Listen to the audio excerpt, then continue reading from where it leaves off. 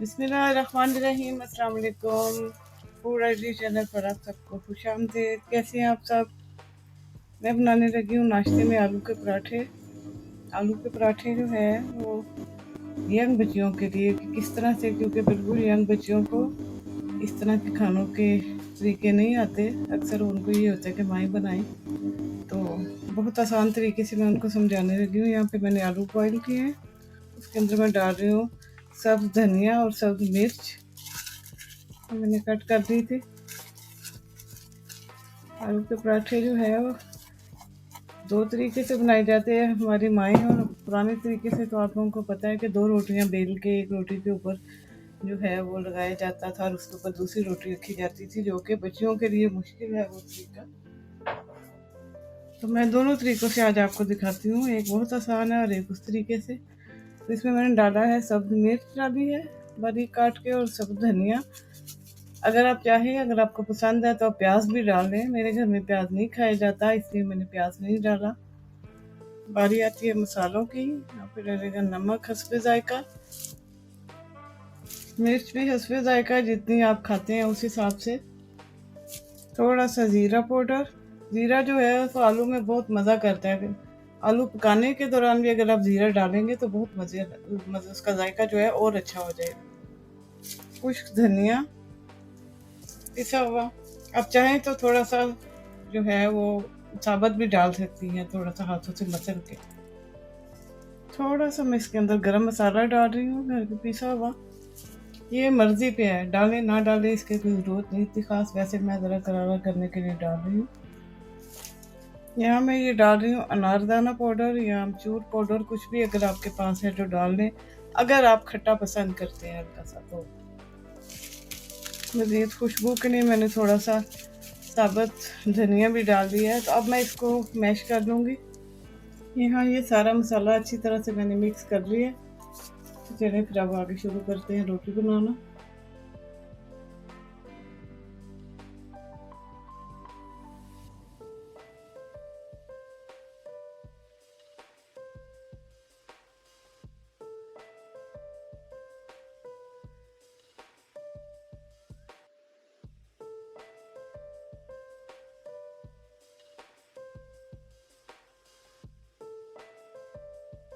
यहाँ मैंने एक पेड़ा लिया है, इसको अब मैं बेल लूँगी।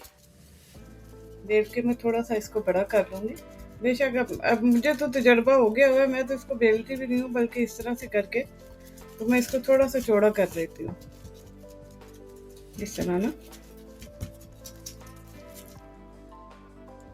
थोड़ा सा चौड़ा करने के बाद इसके अंदर मैं थोड़ा सा जो है ये घी लगाऊंगी पूरी रोटी के अंदर, इस तरह। यहाँ दरमियान में, बल्कि ख़ास तौर पे थोड़ा सा ज़्यादा इस तरह से मैंने घी लगाया। देसी घी मैंने घर में बना के रखा हुआ है, बाज़ार वाला मुझे पसंद नहीं है। उसके ऊपर इस तरह से मैंने आलू का जो मैदा बनाया है वो रख दिया, इस तरह।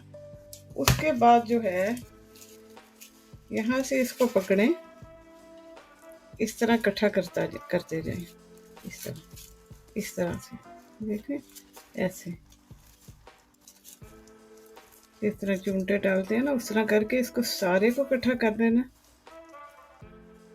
और इस तरह इसको इस तरह हो जाएगा, ऐसे करके ऐसे कर लेना, ऐसे दबा लेना, तभी आपका पेड़ा बन गया। देखें, फिर अब इसको इस तरह से करना है, ऐसे करना है।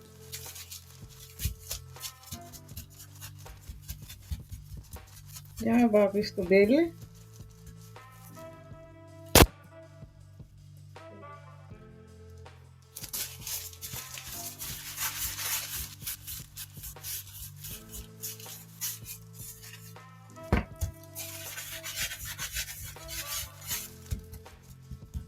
हल्के से हो सकता है आपको लगे इसके अंदर हवा थोड़ी भरी है, उसको ऐसे हाथों से इस तरह करके तो इसको बेल लें अच्छी तरह से चारों साइडों से। इस तरह इसको बेल के ही आपको नज़र आ रहे होंगे कि आलू, इसमें सबसे अच्छी बात यह है कि आलू जो है वो आपके हर लुकमे में आएंगे जब आप खाएंगे, क्योंकि दूसरे तरीके से जो है यहाँ किनारों पर जो है आलू नहीं होते, दरमियान दरमियान में आलू होते हैं। इसके आपको हर लुकमे के अंदर किनारों से शुरू होंगे ये जो आलू निकलेंगे। दूसरी बड़ी बात ये कि ये वाला पराठा पकाते हुए खुलेगा नहीं। अब दूसरा तरीका ये है कि 2 रोटियां बेल के जो बनता है, इसके अंदर भी मैंने पहले नीचे घी लगा लिया। आलू का मैदा लगाने के बाद ऊपर मैंने ये दूसरी रोटी डाल दिया। अब यहाँ इसको ये देखना है कि बाद हम पकाते हैं तो रोटी खुल जाती है साइडों से, तो यहाँ से इसको जो है ना पहले दरमियान में से ऐसे करके दबा देना है, इस तरह जहाँ पे आलू है वहाँ से अच्छी तरह, ताकि यहाँ से बंद हो जाए। ऐसे करके करना है, ऐसे ना यहाँ से अच्छी तरह से आपस में बंद हो जाए। यहाँ से ऐसे करें, उसके बाद इसको साइडों से बंद करें। उसके बाद अब मुझे तो तजर्बा है, मैं इसको हाथ से भी बना लूँगी, लेकिन अगर किसी ने बेलना है तो वो बेल ले, वरना इसको इसी तरह से करके ऐसे देखें रोटी बड़ी होती जा रही है और साइडों से आप उसको इस तरह अच्छी तरह बंद कर लें, इस तरह से। यहाँ ये मेरा वो पराठा है जो मैंने पहले बेला था, आपको दिखाया था एक रोटी से, ये वो बन रहा है।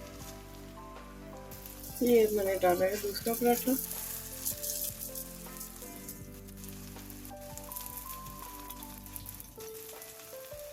इसी तरह अगर आप चाह रही हैं कि आपका पराठा आलू वाला भी हो और उसके अंदर बल भी पड़े, मतलब बलों वाला पराठा भी हो, तो उसके लिए फिर रोटी बेल के उसके अंदर मैंने ये घी लगाया।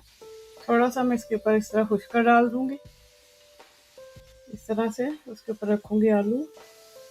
गर्मी बहुत है तो मैंने दस्ताने उतार दिए। इसके ऊपर से फिर आपने इस तरह इसको फोल्ड कर लेना, ऐसे इस तरह से भी पकड़ के इसको इस तरह से भी फोल्ड कर लेना, इस तरह।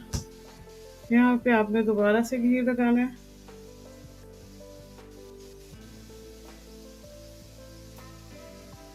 उसके ऊपर आपने फिर से खुशका इस तरह डालना है। उसके बाद आपने इसको इस तरफ से बंद करना है, इस तरफ से बंद करना है।